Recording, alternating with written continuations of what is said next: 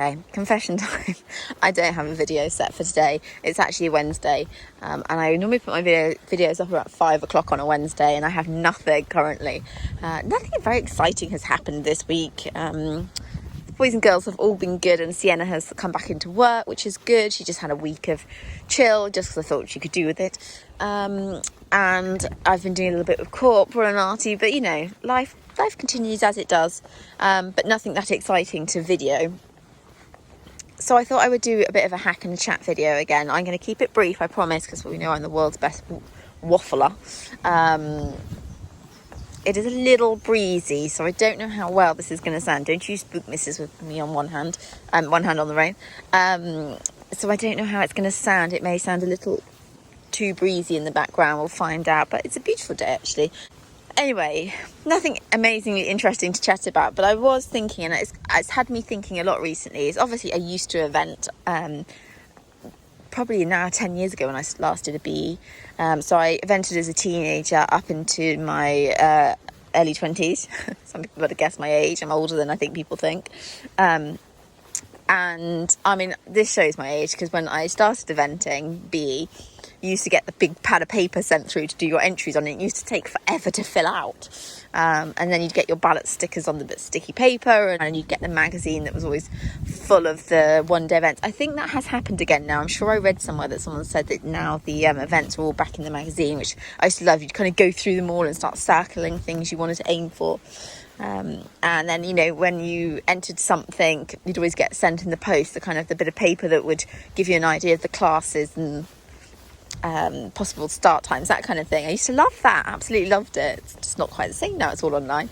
Anyway, our local event to us is struggling for entries, as is so many events, and it does get me thinking, you know, is British eventing salvageable?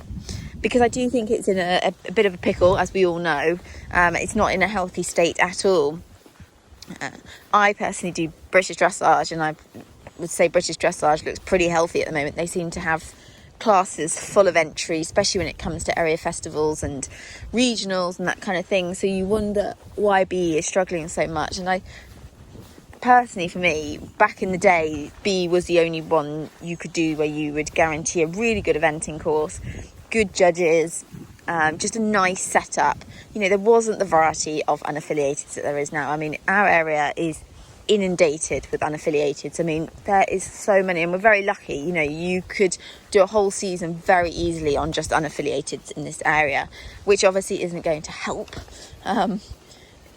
I don't know, unless entries maybe become a little lower, but with the cost of living and everything rising, I don't know that that's even possible for BE, whether they can take less money from events to try and make the entries a little bit cheaper or drop the membership a little bit. I don't know that there is an answer, but I feel for British eventing because I think they really are stuck, and I'm not convinced I can see how they can get out of this one very easily.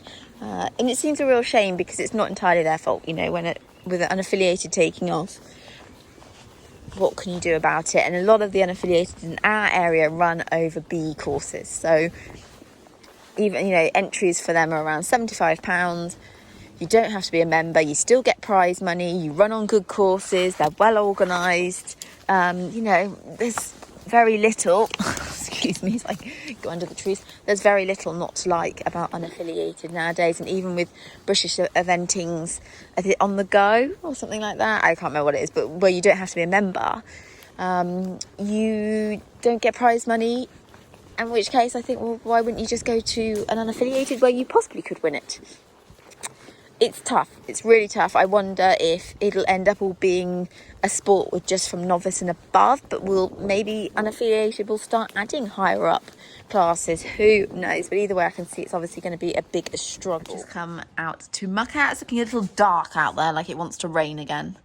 Do you know what I think would be brilliant? And I'm pretty sure it's not possible, but would love BE, BD and BS to come together. I would like there to be a membership that covered all three of those, because there's so many people who enjoy doing a little bit of everything. You know, not everyone wants to event 6, 7, 8 times a year, but actually there's loads of people like myself who would happily do maybe 3 or 4 Bs a year, maybe go to 3 or 4 BS shows, and the same for BD. And I think that could be a really nice option if they could make that work. And, you know, maybe if they all joined together, then maybe they could support each other more. For example, I would happily do a BD competition at a horse trials. Now, I don't know that every dressage horse would like to be at horse trials, but, you know, with all the setup there, maybe they could do a series that's a kind of like an eventing dressage series where the dressage competitions are all held at horse trials. Maybe some of the really beautiful venues that eventing have. Same for BS shows. I'm sure there would be people who would be happy to compete at horse trials doing British show jumping. I don't know. I just feel like there's room for some big changes in the sport. And personally, I would like to see a membership that covered all three, I don't know what you want to call them, all three sports. I think that could really work for some people, but I don't know. I'm just throwing ideas out there. I haven't got an absolute clue how it works or anything like that. But, you know, there definitely needs to be some work for BE to try and get them out of this pickle that they're in. Here's Mr. Grumpy. Oh, he's a face out thunder. Anyway, everyone's left me, so we'll just have to video the joint supplements. So a controversial one, but it's feeding joint supplement to younger horses. So for a while now, I've been considering giving Sienna joint supplement, and I have a few reasons why this is. Now, everyone has a different opinion when it comes to joint supplement. Some people love it, some people like doesn't do anything, some vets promote it, other vets don't. There's a whole wide range of thoughts and opinions on it, and I'm someone that strongly believes it works really well. I've had real positive results using joint supplement on all my horses, and work horses. So, for example, Corporal has been on a joint supplement since he was 8. Again, something my vet suggested to me, and I honestly do believe it's one of the reasons he's been so sound up to his, you know, he's now 21. He's done a lot in his life, Coop has, and even though I know there's other things to factor like conformation and nutrition and, you know, their work and all that, I still believe that having started a joint supplement so young, that has been a real help to him. You know, he's not a horse that's been, you know, he's not had endless steroid injections or anything like that. You know, he has only ever had his hocks injected, and I think he's only had it done possibly twice. For a 21-year-old horse that's worked hard in life, that's not bad. That's not bad at all. So I'm a fan of that. I've also recently put Artie onto a joint supplement. So Artie is currently finishing up Coop's old supplement. So for anyone who doesn't know, Coop came off of the joint supplement end of last year when Sienna arrived, just because they were both turned out full time and they weren't getting fed in the field. So Coop came off of it, and it was a real noticeable difference that he wasn't on it anymore. Thanks, Art. Coop just didn't move as well. He looked a lot stiffer, and I've kept him off of it because I felt that he may be having a bit of an allergic reaction, or he just wasn't, the joint supplement wasn't agreeing with him because his skin wasn't great. However, his skin has continued to be bad even off the joint supplement, so I no longer think it is that. So I am going to be putting Coop back onto a joint supplement. This was his old one. This is the one that Artie's on, but I'm actually going to put him back onto the original one that he used to be on, which is this new market joint supplement.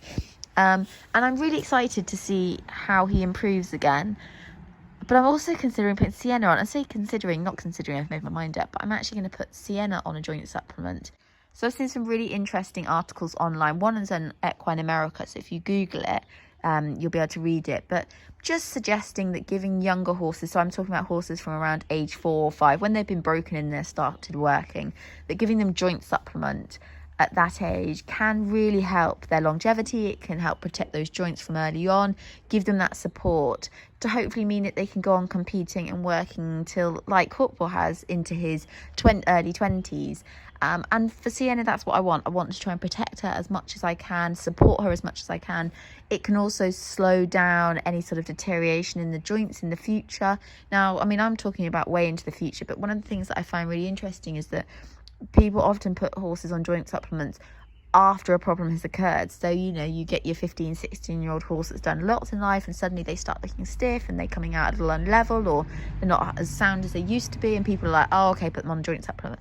By that point, the joints have already started to deteriorate. There will already be some, you know, possible some arthritis or whatever going on in them. And so then the joint supplement can support, but it's not going to change what's happened. I'm hoping to try and give her that extra bit of protection to slow down the degenerativeness of the joints. Definitely didn't say that right, but we'll go with it.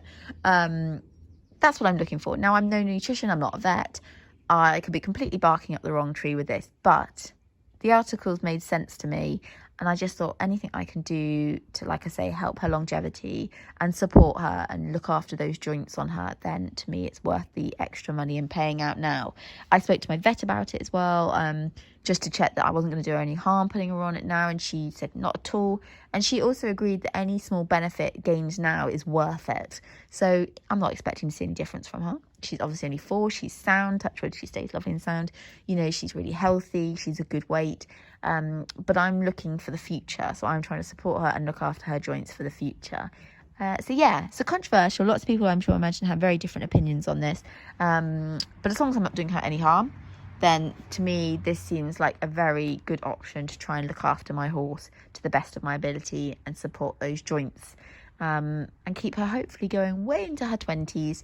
Hopefully I'll still be riding her and going to dressage.